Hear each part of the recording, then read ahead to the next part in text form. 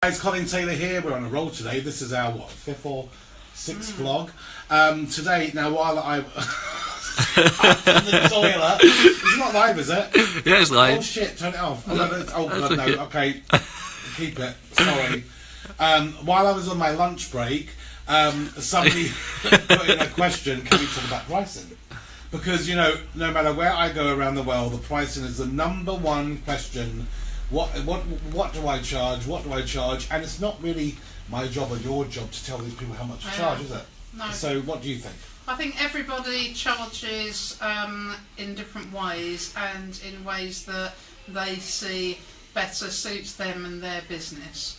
And that's fine. So some people may charge by the hour, some people will charge by the dog they're doing, the size of the dog they're doing, the breed they're doing, and that's all fine. I mean, we charge by size of dog, so we charge by we charge by size and haircut. So we'll charge by small, medium, large, and extra large dogs, and we'll charge by a shave off or a haircut or a hand strip price, so that people are clear what they're paying for, and that way I can adjust the prices to suit different dogs that come in and the different work that needs to be done to them. Because one of the problems I see with charging per hour is that you're not charging so much for your expertise, are you? Exactly. And your knowledge within some of the dogs, so anyway, that's how I charge. And also, if you can get a dog done in 45 minutes,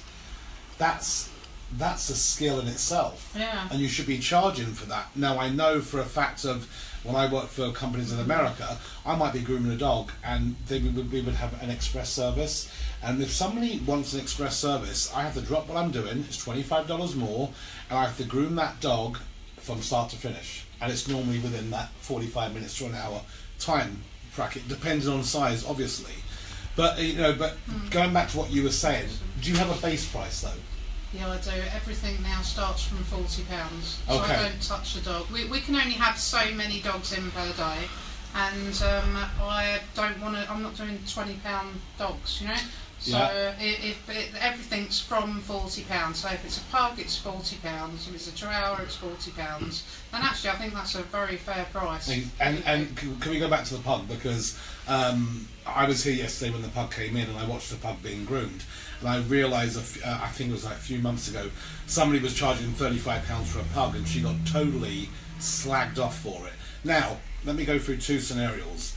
You can have a pug come in, you can wash it, you can put it in a drying cabinet or a cage and let it dry naturally, and then it can go from there to the customer. And if you charge 15 quid for that dog, you've overcharged that customer. However, if you have one come in like yesterday, they wash it, they rubber curry it in the bathtub, they blast the dog, they get all the undercoat out, they run a shedding tool over the dog's back, they do the nails, they give the owner value for money. And that's the difference, isn't it? Yeah. Between you can put some oil in the bathtub and shove it in the drying cabinet, let it dry naturally, but are you doing the job at hand? And this is where, I think that is totally worthwhile, and I like the fact that you do have a minimal price, and that's the key, I think, with a lot of issues. People should have a base price, and no matter what they get in, it starts at that price. I mean, if you think someone's come to your house to fix your washing machine, they're charging you £40 or £50 before they've even got there. Absolutely. Just for coming. Absolutely. Exactly. And you think about home groomers that go to people's houses and they're charging less than that for going there, doing a job, and then coming away again. And you've got to ask yourself, are we really undervaluing the skills and expertise that we have? Well, just like you said earlier on, are we in this business to make a profit? Are we in this to make money? And just like in mobile grooming, when I was a mobile groomer in America, it was $15 to drive to your house, $35 for the first hour, and $5 for every 15 minutes after. But that was back in the early 90s. Now, when I talk to most mobile groomers here, they say to me, "Well, we don't charge a service fee." And I'm like, "That's crazy," because in reality, that service fee is what pays for your flat tyres, your MOT, your engine. It pays for the wear and tear on your van, so that should go into like a separate account. But the money you make on that dog, that's where your profit starts coming from. And so when you said about profit, Do people really understand about profit?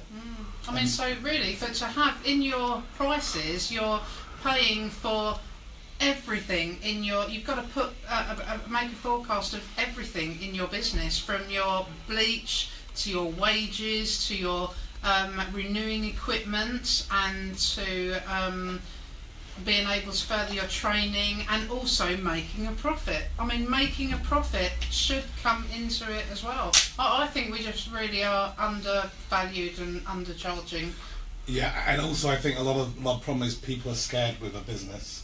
When it turns into a business, when you start having a credit card machine, when you start having things which are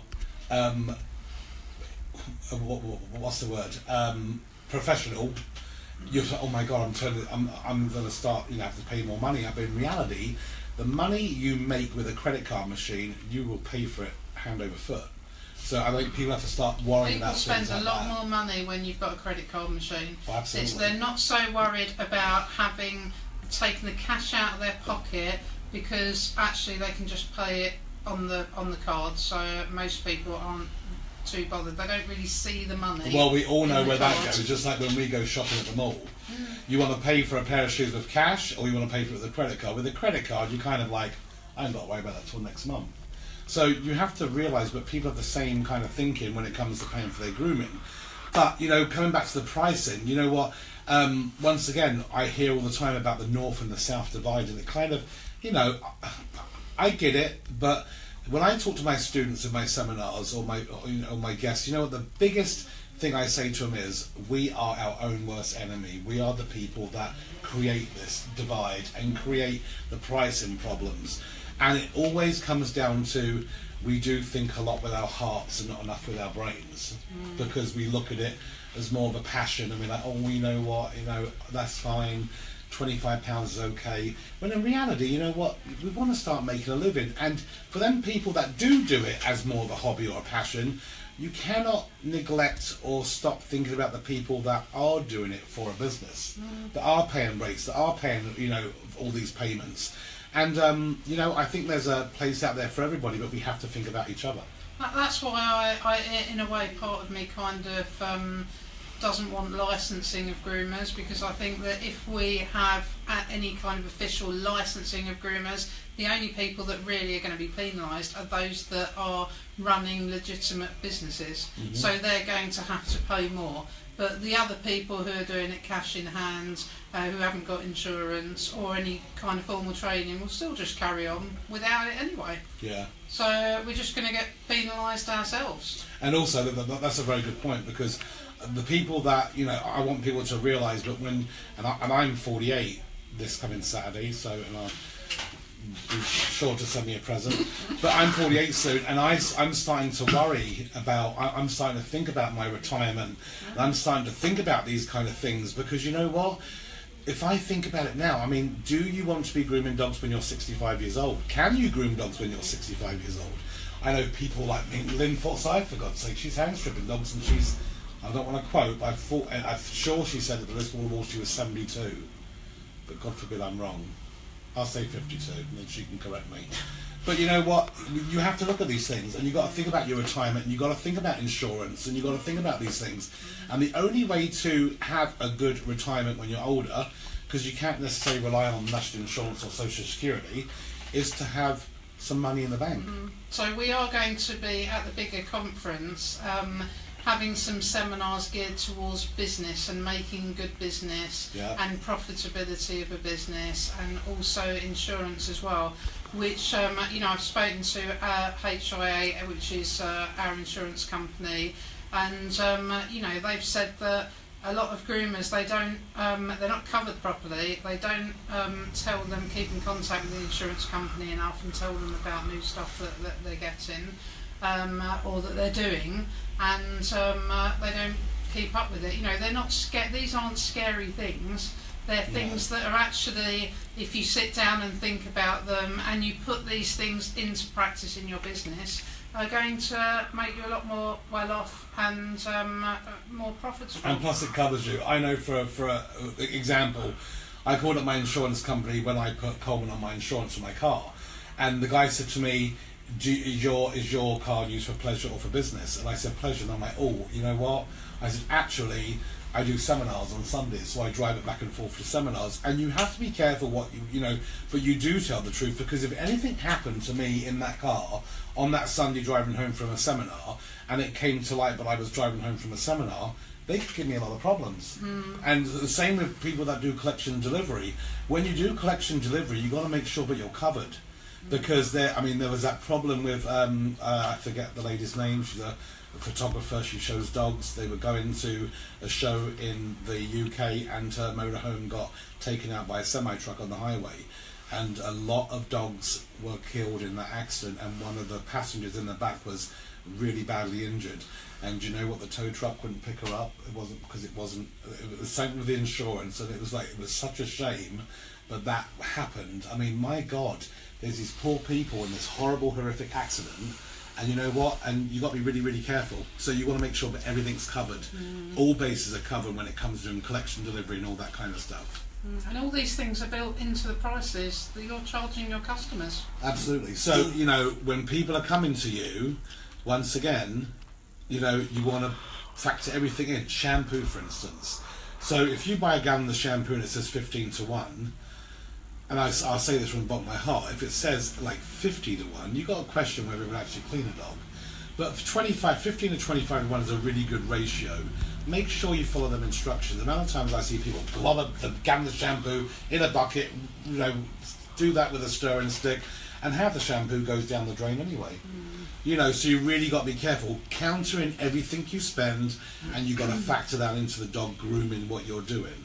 And the next number one question is, well, I'm a student, I just left grooming school, what do I do? And we talked about it in the last talk, that you don't want to go crazy giving discounts, but maybe give a small discount to begin with. But, you know, how long are you going to groom your dog's friends for experience? And how long are you going to start doing people just because you want them to come in the door? They're going to get, because in my opinion, they're going to be the people that are going to be your biggest headache. If you want to have self-confidence, which is a tough one when you're first starting out, and you want to just, in my opinion, you would charge what I would charge or what Heidi would charge, because then we're all on the same page. And in my seminars, I always talk about people don't necessarily come to you because how incredible you are as a groomer. Personality plays a huge key, and customer service.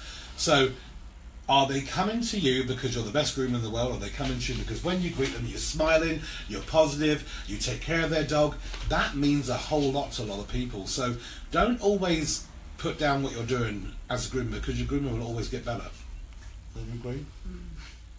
Got the giggles again. So I think that really covers it. When it comes to pricing, I don't think we've solved it, and I don't think you can ever fix it, because we can't fix prices anyway. But you know, you do have to always value what you do, look at what you're spending. You want to try and make that money back, and look at making a profit from what you do. At the bigger conference, we're going to actually go through forecasting and putting together a business plan and how to make a profitable business, rather than, you know, just doing it as a hobby and it barely just paying for itself, or, you know, hardly giving you a wage at all. And I want to say, do not be scared of business seminars. They may seem boring, because believe me, I'm the same. I don't like reading books and things. I get bored really quick. But you know what? When you're at a competition and you've got a competition to look at all the grooming. You can sit there and you can study them grooming a dog. But in the seminars, I really believe that we need to focus more on the business side of things, and getting people to realise about things like credit card machines or websites or whatever it may be. You know, and go onto people's websites, look at them, see what they're putting up there, because it's important that, you know, to have a successful business, you have to have certain things in that business to make it work. So, is there any questions so far? We have Lee Tully. Is that Heidi from school calling? Hi, Lee Tully. No, not Heidi from school. Lee Tully is, he's a piece of work, he is. Lee Tully's an old school friend of mine. No, it's not Heidi from school. We have Helen Turner. Love your hair, calling. Oh, really? It's a right mess. But I do have fabulous hair, don't I? Thank you. Thank you. Sharon Kenny. Oh, I like that observation. RE credit cards, Heidi. Most of my clients pay that way. I feel a price increase is coming on, with a wink. Awesome. We have Angela Hutchins. Hello, Heidi and Colin. And then Sharon again, she's saying, shut up Colin, I'm 65. Who said that? Sharon Kenny. No, not her. I wasn't talking about but are you that old? I thought you were way younger than that. We're talking about Linda Forsyth. That's it. That's it. Yeah. One thing I do want to talk about, and do we do the one thing what you do with all your customers, which is really important. I think we should do a little blog about this after. So the next blog in a few minutes. I'm sorry, Johnny, but it's going to be the last one. The next blog, which is really important, is how to avoid customers not showing up for their appointments, which is really, really important. So stay tuned. See you next. Bye. Bye.